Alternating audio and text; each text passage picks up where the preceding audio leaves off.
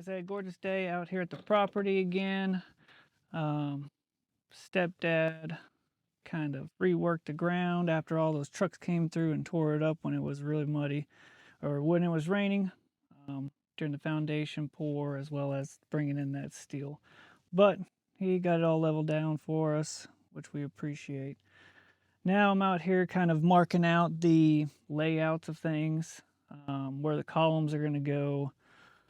Basically just get a feel for it, make sure everything's all square, marked, so that we can drill the holes for the columns, install the anchor bolts, etc. So yeah, so here's some of the steel. Those are mezzanine bar joists. Basically the second floor will go up on top of those and they'll hang. Be supported by the trusses as well as some posts underneath. Here are some of the trusses. I believe these are the house trusses. And then here are the house columns. Like I said, these are about 24 feet, maybe less. The peak is about 32 feet, I want to say, 512 pitch. So yeah, those things are tall and heavy. And they're a little muddy. I got to clean those off. We had to dump them off in the mud to get them off that truck real quick, and then we just relocated on the actual wood dunnage here. Here's the trusses for the garage, and you can see they're still actually bundled because the telehandler was able to drop them off in one shot, whereas the other ones could not. There's an extra house truss. We just put it there because that's where we had room.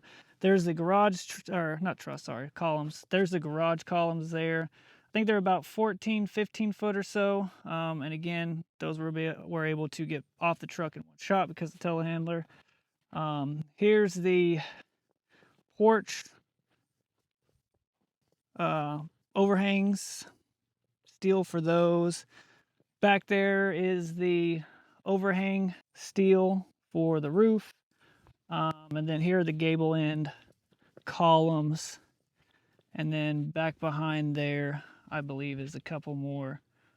Or that's the walkway for the second floor. Those are the bar joists for that second floor. And then just some more random steel over here, and then the actual hardware I need to dig into. So yeah, that all came, and it's all good. Got to clean it off a little bit.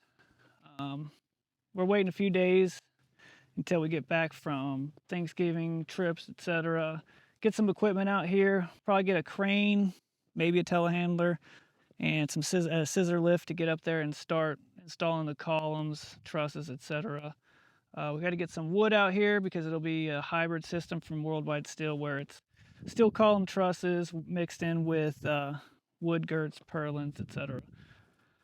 So yeah, right now I'm just cataloging, marking out layouts, getting a template of the column bottoms so I can make a template to help drill the holes in the concrete. And then, yeah, let's get her done.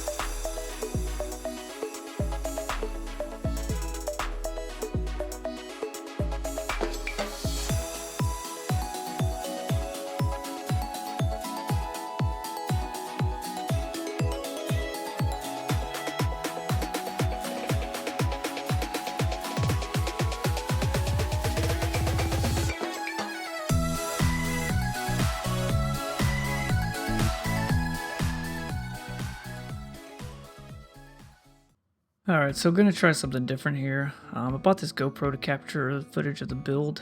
So instead of a bunch of random pictures, we'll have time-lapse video. That way I could throw some voiceovers over it. Voiceovers under it? Over it? Whatever. Let me know if this is a good path forward in the comments. If you like hearing my voice, don't like hearing my voice, think the information is stupid, whatever, just let me know. I'll probably ignore it, but hey, you never know. So what you see here is my brother and I installing the purlins across the trusses. He's the monkey up top, and I'm the one loading up the lift and driving it up and setting all the boards. I would say he's got the easy job, but having pieces of steel up your ass all day long is probably not a fun thing. So yeah, the purlins that we're installing there, what they do is they attach that top core to the truss. It helps keep the truss in place right where we want it, as well as provide structure for the sheathing that we're going to put on underneath the metal roof. Just overall provides better structure and something for that roof to sit on. Yeah, it was nice having him out there. I think it was the weekend after Christmas. I had the whole family out there. Rachel and Jack were out there cutting boards. Him and I installing them. I think my mom and the kids were hanging around at their house for a bit, but you'll see him pop up here shortly, bebopping around. I think they brought us donuts too, which was nice.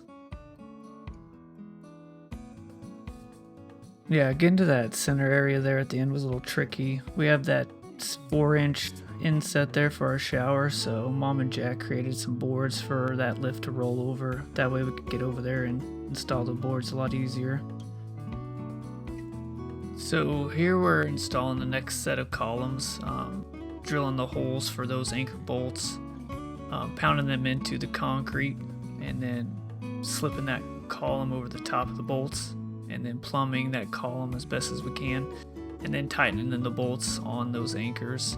The process of tightening those bolts, there's like a collar at the bottom of it that wedges itself into the concrete, and that's how they get the name wedge anchors.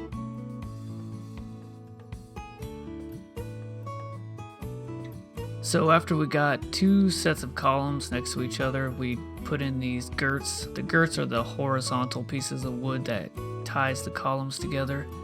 What these do are basically put that spacing on the top, make it the same as on the bottom. That helps keep everything all nice and plumb. Now we're just getting the trusses in place so we can bolt them together. It's a lot easier to bolt them there on the ground so I don't scratch up the concrete and stuff. Now we're putting it in place. We would put the mezzanine bars in there between the columns first to get those in the columns like pushed out in the right place, and then come back and put the trusses over the top of it. This section here though didn't have a mezzanine bar separating the columns, so we just went ahead and threw that truss up there. And then here I am just adding the girts in a few couple of spots to help keep that truss tied to the other columns until we went back and filled it all in. Nothing like a hard day's work out at the property.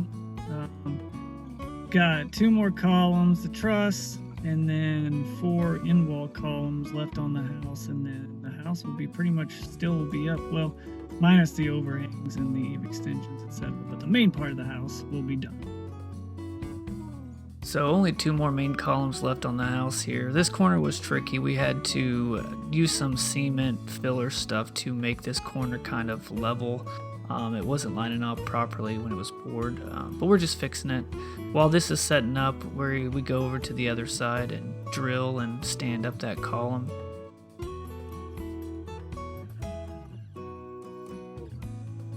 Jack there driving the telehandler as usual.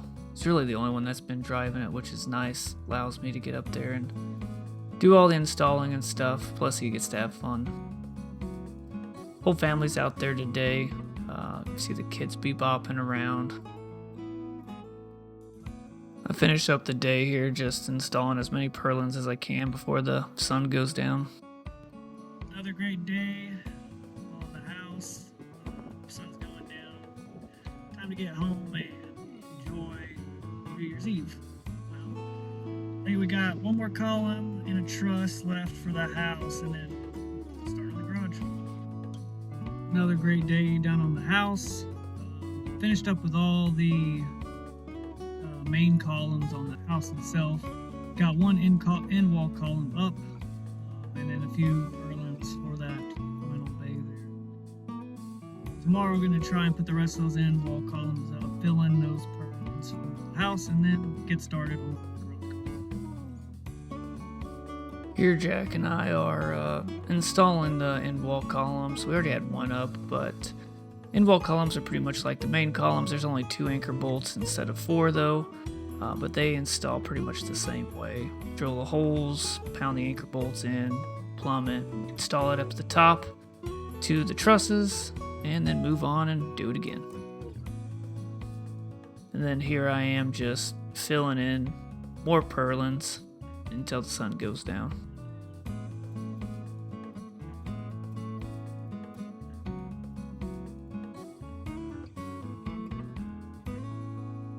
So here Rachel is in her pink tool belt, cutting all the girts for us.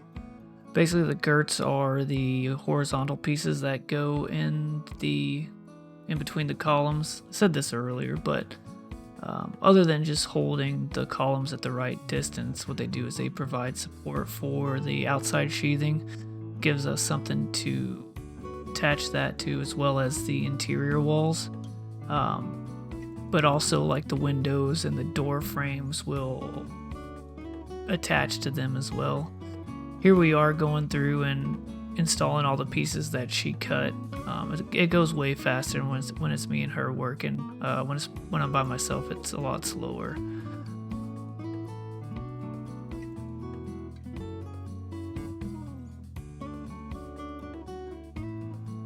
So that pretty much wraps up the columns, trusses, purlins, and girt portion of the house.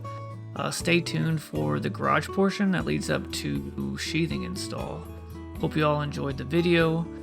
Please leave a like if you liked it, comment if you have any comments, and subscribe if you want to stay up to date on our journey.